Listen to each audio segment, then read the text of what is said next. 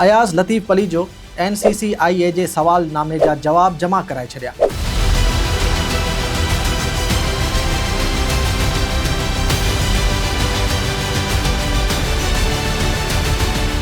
क़ौमी अवामी तहरीक जे सदर ऐं सुप्रीम कोर्ट जे वकील अयाज़ लतीफ़ पलीजो NCCIA पारां मोकिलियल सवालनामे जा जवाब जमा कराए छॾिया आहिनि। NCCIA खे जमा करायल जवाब में अयाज़ लतीफ़ पलीजो मौक़िफ़ इख़्तियार कयो आहे त सवालनामे में मुबैना तक़रीर बाबति बुनियादी तफ़सील फ़राहम नाहिनि कया विया, जिन में तक़रीर जी तारीख़, वक़्त, हंधि, मुकमल ट्रांसक्रिप्ट, मुबैना एतराज़ जोगा लफ़्ज़, वीडियो या audio recording, social media account, link ऐं अपलोडिंग जी तारीख़ शामिल आहिनि।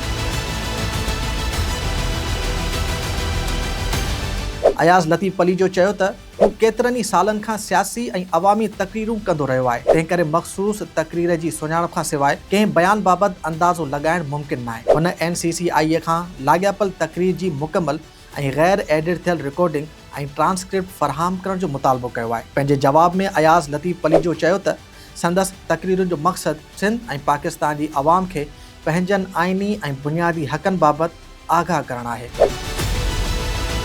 हुन 1947 खां सिंध सां मुबैना नाइंसाफ़ियुनि बाबति सवाल जे जवाब में नौजवाननि लाइ रोज़गार, पाणी, ज़राअत, शहरी सहूलतनि, बदअमनी, गुरबत ऐं मेरिट समेत मुख़्तलिफ़ मसइलनि जो ज़िक्र कयो ऐं चयो त उहे मसइला अवाम ऐं हुक्मराननि विच में समाजी मुआहिदे जी भञकड़ी जे बराबरि आहे। अयाज़ लतीफ़ पलीजो चयो त खेसि NCCIA पारां जंहिं रिकॉर्ड थियल तक़रीर जो हवालो ॾिनो पियो वञे उहा अञा ताईं ॾेखारी न वई आहे। तंहिं करे रिकॉर्डिंग जी असलियत मुकमल हुजण ऐं दुरुस्तगी बाबति राय नथी ॾेई सघिजे। हुन वाज़े कयो त कंहिं बि गैर क़ानूनी या पुरतशद्दुद सरगर्मी जी हौसला अफ़ज़ाई संदसि मक़सदु न रहियो आहे, जॾहिं त संदसि सियासी तक़रीरनि जो मक़सदु अवाम, औरतनि, हारियुनि, मज़दूरनि ऐं नौजवाननि खे संदनि इंसानी, आइनी ऐं सियासी हक़नि लाइ आवाज़ उथारण जी तरग़ीब ॾियणु आहे। जवाब जे आख़िर में अयाज़ लतीफ़ पलीजो मौक़िफ़ इख़्तियार कयो त संदसि ख़िलाफ़ इन्क्वायरी खेसि हिरासां ऐं ख़ामोश कराइण जी कोशिश आहे।